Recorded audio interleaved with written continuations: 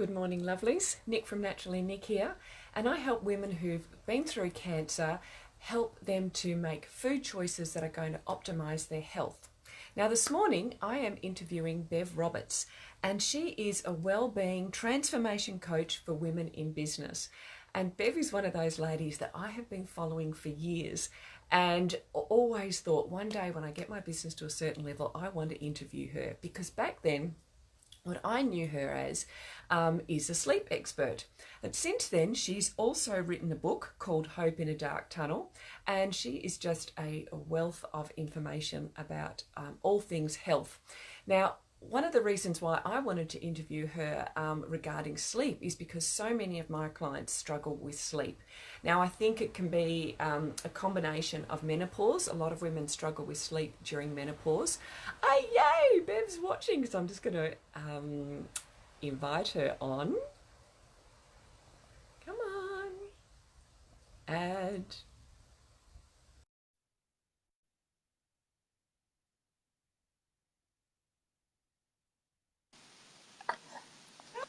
Hey! I don't know why, but sometimes it's like two times for it to happen. So here you are. Fantastic.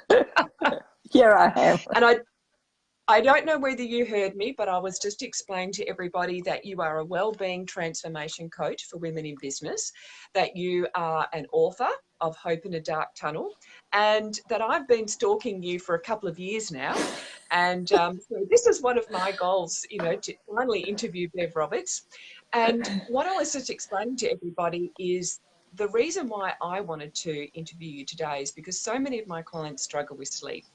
And I think that, I mean, you can tell us, but sort of similar age to myself is one of them is menopause, but also, of course, my clients have been through the cancer journey, and many of them have had to walk through chemo, radiation, and then things like tamoxifen and all those estrogen drugs.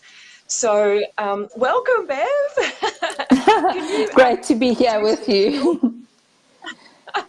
Yes, Can you so introduce yourself? you've, And well, go on. I was just going to say, tell us how you actually got to be here, being a wellness transformation coach, first of all. ah, yes, so interesting. I think sometimes life gives you what you need to learn yourself. So I was actually an executive in a job that I absolutely adored, and I was burning the candle at both ends. So I actually ended up with a health crisis and I lost my business. I lost a seven-figure business. So I have made it my mission to not only heal myself, but to help other women to heal so that they can run their businesses with that real blend of like the yin and yang that we need in our lives, but the yin and yang of business and life. Because I didn't have a life. I was just 24/7 focused on my business. And yes, I did incredibly well. I was solving many corporates' problems. But yeah, I ended up burning myself out and got very unwell. And it was 5 years ago, and I decided to retrain because I've actually done, I have a master's in change management and strategy. And so I'd been coaching people all of my corporate career. And so I thought, well, Wow. how do you then, because I lost my cognitive function. That was one thing. I lost my cognitive function in the process of being unwell. I could not recognize common objects. I couldn't name them. I didn't recognize people. It was like I had a dementia. So for me, Wow. the single most important thing for me in the beginning of my journey was to get quality sleep. Mm, And mm, by getting the quality sleep, that then allowed my body to heal in other ways. And obviously, I did many other things. But yeah, so what brought me here to retraining and starting a completely new career was that. But I've always had a vested interest in the body because my first career was as a radiographer. So I've always been fascinated by the body and the way that it works. yeah, yeah, wow. That's so fascinating. And so what were you, when you're at the height of your career, how many hours of sleep were you living on? Well, that was the time when Blackberries were the first sort of mobile phones that were available. I never switched that thing off. So I probably worked 70 hours a week. And I think if I got a few hours consolidated sleeping together, that would have been a lot, because my role covered Asia Pacific. So that because of the time zones. So New Zealand's up 2 hours before Sydney. And, Asia doesn't sleep until, so there was probably a window between about 1 and 4 that my phone never went off. So it was crazy. Absolutely. When I look at it now, I can just think, who were you? I don't know that person. Mm, mm. Yeah, look, I hear you. I do work a lot, but I just value my sleep so much. It's one of my not negotiables. And the phone, I even tell my children, my phone is off. Do you know what I mean? It's not even, there's nothing. So if you need me in the middle of the night, I mean, they're all, don't even live with me anymore, but you'll have to come knocking at my door, because it's not on, and it's not negotiable. So not having enough sleep. Exactly. So yeah, Exactly. And yeah. so that's why I'm so passionate about sleep. I think it's so foundational to everything, and that's what we're here to talk about Mm, today. absolutely, absolutely. So yes, I was explaining. Well, start. Where do we start, Bev? You start. Okay. Well, I think, people, the body does know how to sleep. So that's Mm, the thing. So when we create the right conditions, the body just responds beautifully. So we often talk about our hygiene, so our bodily hygiene. And we wouldn't dream of not brushing our teeth, showering, wearing clean clothes, all of those things. And so it is with sleep. You need sleep hygiene. So to mm, me, sleep hygiene is the rituals and associations you create for your body that the body just knows. Like when you sleep train a baby, normally with a yeah. newborn, a mother will Mm, take the time to perhaps bath the baby, feed the baby, move through those cycles. And then the baby mm, knows when it gets swaddled, it knows it's time for sleeping. And so, yeah. it's not unlike that. We are like that. Our body works on a set of biorhythms. And so, Mm. sorry, I've got somebody at my door who's persistent. Go on. I'm Just sure excuse me our for a viewers. moment. Oh dear, life happens, doesn't it? Sometimes the other thing, when we're doing these Facebook Lives, is we need to turn our phones off, because sometimes you can get. I always turn my sound down and even the buzzer off, but you could also need to turn your phone off so you don't get phone calls. I'm just waiting until we can do Facebook Lives on our laptops, because that will be awesome. It was a parcel. Sorry about that, everybody. um, yes, as I was saying, and if you think of it like, just like a mother has the routine, there are three basics I Mm, think that we mm, need mm, to give those signals, strong signals to the body. And the mm, one I think, especially for women going into their midlife, is physical movement every day supports you to release stress. And so, mm. using, even let's say, if you are going through your chemo, it's actually more than about the physical breath rather than the physical movement, because we store a Okay. lot of stress in the body in different ways. And so, if you weren't well, it would be just simply focusing on a breath technique. Let's say the 4-7-8 breath, where you breathe in for 4, hold for 7, release out through the nose for 8. And, really what you're doing is just energizing the body, moving the lymph around the body, which is very important when you actually are having chemo. So it's Mm, that sort of thing. And so if you're feeling well, then it could be gentle stretching. It could be something also gentle like Tai Chi, which is breath and movement together. if you pass the stage of being on treatment, you would then look at something, say, like a restorative yoga or something that really, you know, moves the body and you get in touch back with your bodies. That's, I think, number one foundation as a sleep hygiene. Number two is a regular waking and sleeping time. So just like babies, when you put them down to sleep at 6 p.m. at night and they know that it's time for sleep, just like our bodies. And, you know, there's a lot of schools of thought about what time should you go to bed and all this sort of thing. What I can tell you is that there's a window between 9 and 11 p.m. where your hormonal systems are all being reset. So if you're not at rest, or at least, you know, getting ready for bed at that time, this is why your menopause becomes more challenging. So you're dealing with other things then. So if you have a regular sleep and wake time, what ends up happening is the body then, it goes into that restful state more easily, and you'll wake without an alarm and you'll start to wake refreshed. So it's sort of really, it's creating the pattern, that real pattern, because what will happen is, let's say you choose a regular bedtime of 10 p.m., you'll notice you start to feel drowsy by then. So it's sort of really supporting you to be able to do that. And I think the third one is a wind down routine.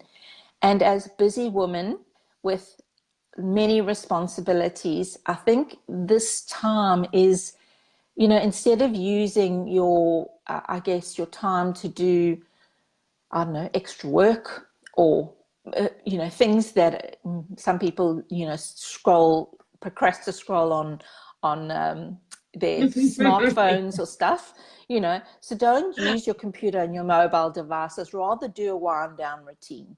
So it's like a deep time of nurturing and nourishing yourself. And you can do 30 minutes if you feel you don't have an hour.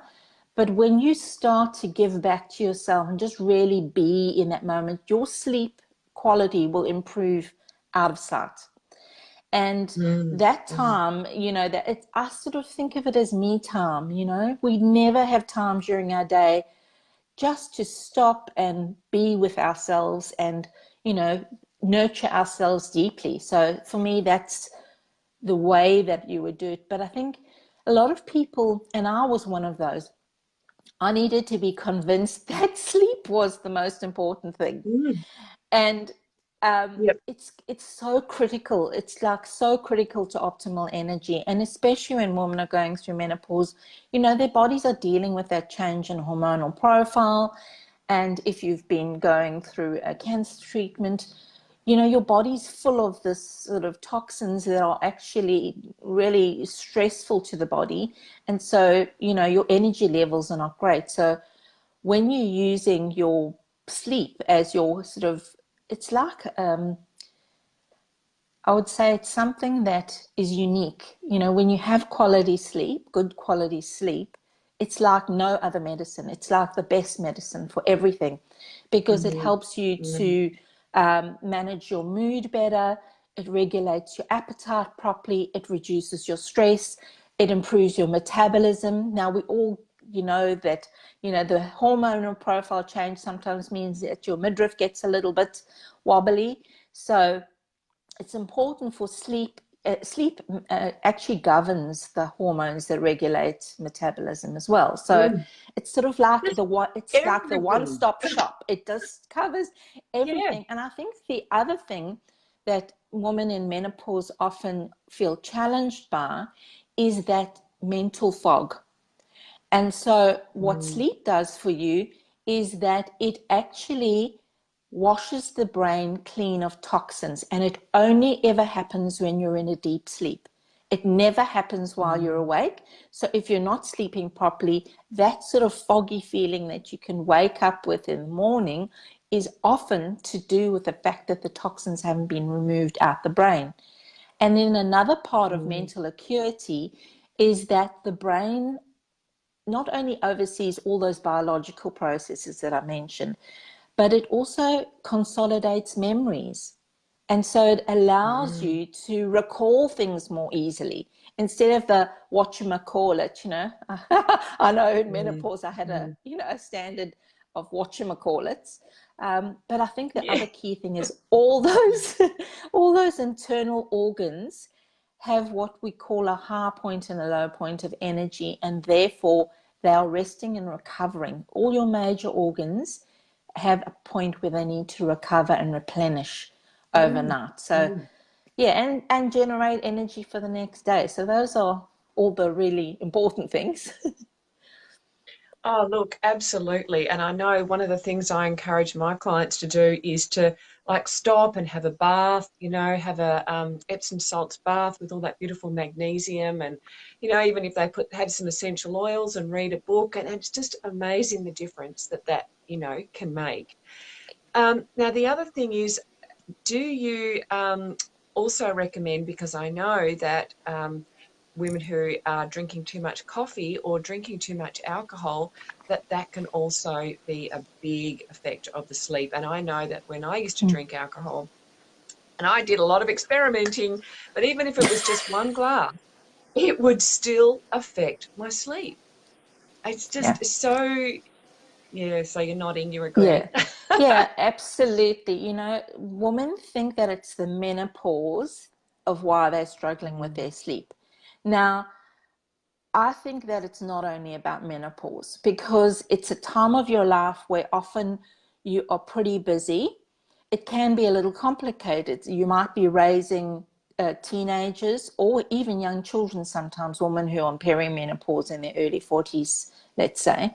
mm, But you also may be caring for aging parents while trying to run your business, just so many things. And then you have that decline in your hormones.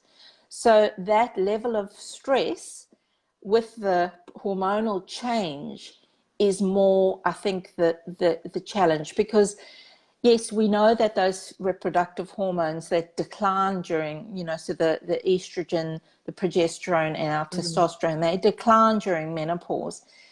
But what ends up happening is those have been there throughout your life and they have been governing and supporting your sleep, your stress, all of those things. They've been either, if you're very stressed, you'll have fluctuations in your normal profile, even if you're not in menopause. But I think the other thing that's so key here, Nicole, is the adrenal glands become the producer of progesterone, estrogen when you are in menopause. So, mm, what will then happen if you are overstressed and burnt out and your adrenal glands are not functioning optimally?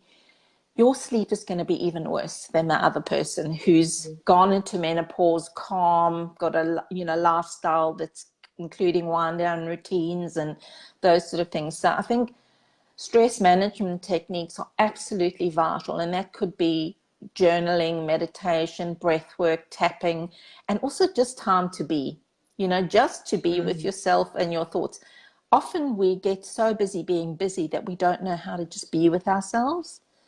So I mm, think mm, for me, that is really important. And in menopause, I think, I would never sort of suggest supplements on a protocol, on a conversation like this because I don't know who's going to be mm, listening.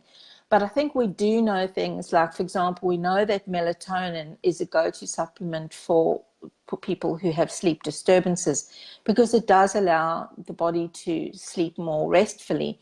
But the thing is that it's actually one of the things in menopause that can not only help you get a better quality sleep, but it also treats other things like improves cognitive health and bones. So it's one of those things that's a safe thing. So you would still check with a practitioner about the dosage and the mm, quality that you use. But I think the other sort of real, you mentioned Epsom salts bath. Most women are deficient in magnesium. And so mhm, that actually then affects your metabolism, it affects your ability to cope with stress, it affects your mood, it affects your sleep. So just having Epsom salts bath regularly or using a mm, magnesium spritzer if you've only got a shower or you can even do a foot soak of magnesium. That's another way to do that. But that those are all things women in menopause can do. So it's not always just menopause. We tend to blame menopause for many things, but you mentioned the caffeine, and the caffeine is definitely something I would eliminate if you're going into perimenopause. Even, like, for example, don't drink black or green tea after 3 o'clock in the afternoon. It Mm, just mm. it just impacts the sleep, and the Yeah. alcohol has got all those stimulants in it, and your liver has difficulty processing the alcohol the older you get, and that's why you say Yeah. one glass can tip you over the edge. Yeah. Yeah. I know I don't even eat 85, I only eat 85% chocolate, but I don't eat it at nighttime. If I'm going to have some, I have it at lunchtime because it was about a year ago, I ate, a couple of pieces of the 90% or something, and it affected my sleep. I couldn't believe it. I didn't drift off as I normally did, So absolutely those things affect us. And I remember Libby Weaver coined it the rushing women syndrome, where we are just rushing all the time. And so we get into this very unhealthy cycle of needing a coffee to wake us up in the morning and alcohol to wind down at night time. And I think that sometimes, we hold on to these things, and we want a quick fix. And there isn't a quick fix, in health, basically. And it is basically making ourselves a priority and slowly putting these things in place. And as change is not easy, but it is so worth it, for our quality of life. Yeah, and I think as women, we are natural nurturers, so we tend to give of ourselves Mm, to everybody, even to the point of depletion. So that's why when mm, I talk about wind down routine, it's it's often the only time in somebody's day where they actually care for themselves. So they may mm, and it's the mm, easiest place to start, because it just feels so good. As you start with one thing, you'll add another thing, and it just makes the feeling that you've done a great job all day for everybody else, whatever it is that you're doing. And then this is just your time for you. And that sets you in a really good space to be able to go to sleep. Yeah, and I love what you said, because I hadn't come across that before. That especially for any women who are going through treatments and chemo, and you are just not well enough to go for that gentle stroll even, but just doing the breathing is so important, and that Mm, can really help to shift some of that negative mm, energy and toxins and all those things. mm, So I think that's a fabulous tip to be able to mm. start with. Have a starting Yeah. point.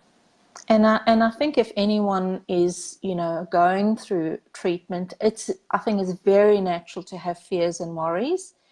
And Mm, in mm, reality, if there are fears and worries and we're not acknowledging them through the day by using something like journaling, or if we have yeah. talk therapists, or something like that, it's the perfect time. They come out to play at midnight, or 1 a.m. And Mm. so for me, I would say, you know, another technique that I highly recommend for you is something like emotional freedom technique, or tapping, it's called. Mhm. And because you can use statements and move through that, sometimes, I used to think, oh, do you have to know everything what to say? No, you don't, because you're actually tapping on acupressure points, and that is relieving the stress too. But Mm, and I mentioned journaling. I always favor tapping at night over journaling, because you do not want to awaken all that emotion at night. So I would say, mm, if you're going to journal in the morning when you wake up or during the day, but do something like tapping, in the evening. And Jessica Ortner, she's got some free ones about, tapping away stress to go to sleep. I also have some. I did I run Sleeptember every year in September, ah, and I've got a lot of yes, you do too. resources on my website Yeah, so there's a lot of resources on my website. So if anybody's looking for tools to use, even when they're unwell, and I mean, even if, let's say, tapping feels, I don't even know how to do it, get somebody like Jessica Ortner's thing, because she just takes you through it, and then you just have to follow. And it's very easy to follow. You think, well, can I follow an audio only? Yes, you can. Very easy to follow. And I think another tip for somebody who's struggling with sleep and that while they're going through their treatment is to learn to do what I would call full body relaxation. So it's where most people start from the toes, but I always start at the head, and I actually created a sort of my own recording, because most people do it the other way around. But what I recognized is I needed to let go of the stuff in my head. And so by relaxing the head, the face, the neck, it starts to actually manage the mind. And then you start going through the rest of the body. And that's also a very beautiful way. Even if, let's say, you go to bed and you feel like you can't fall asleep, that is a beautiful technique, because your body will be relaxing, and then you'll find you'll start to drift off to sleep by the end of that. Put all the links that Bev has talked about in the comments below. And you had something that you are going to offer everyone. Yes, I just thought, so many people, yes, many women, when I talk about a wind down routine, ask me, what do I do? So what I did is I created a done for you wind down routine, and Nicole's kindly going to share the link to that for you. So it's just a checklist that you can go through while you're practicing your ritual or your associations to go to sleep. It's just a checklist that you can follow, and simple, easy to do for you. Awesome. That's so kind. Thank you so much. And you can find Bev at Fabulous. No, you tell us. It's Living Fabulously with Bev, isn't it? Yeah, Living Fabulously with Bev on Facebook, and livingfabulously.com on my website. And if you go to the resources page, you'll find a whole section on sleep. Awesome. Great. Thank you so much, Bev. This has You're been welcome. fantastic. And thank you for our lovely listeners. And I'll see you next week. See you, Bev. Bye.